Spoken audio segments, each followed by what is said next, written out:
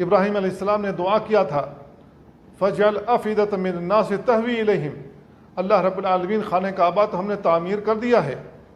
لوگوں کے دلوں کو اس جانب موڑ دے۔ تو اللہ رب العالمین نے لوگوں کے دلوں میں خانہ کعبہ کی محبت ڈال دی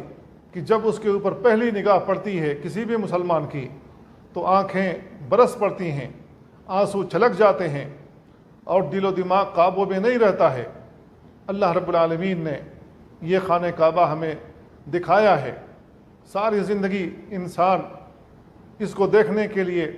یہاں پر اللہ کے فریضے کو ادا کرنے کے لیے پیسے اکٹھا کرتا ہے، اور ان پیسوں کو خرچ کر کے جب خانہ کعبہ پر نگاہ ڈالتا ہے تو محو ہو جاتا ہے، اور اللہ رب العالمین سے دعا کرتا ہے کہ اللہ رب العالمین ہمارے اس حج کو قبول فرما لے، کیونکہ نبی کریم صلی اللہ علیہ وسلم نے ایک حدیث کے اندر بیان فرمایا ہے الحج المبرور لیس لہ جزاء الا الجنہ، حج مقبول کا بدلہ سوائے جنت کے اور کچھ بھی نہیں ہے۔ تو اللہ رب العالمین جب حاجی حج سے واپس ہوتا ہے اور اللہ رب العالمین اس کا حج قبول فرما لیتا ہے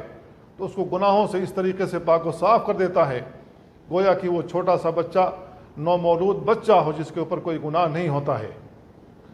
تو یہ عظیم فریضہ ہے جس کو ادا کرنے کے لیے حجاج کرام پوری دنیا سے سفر کر رہے ہیں۔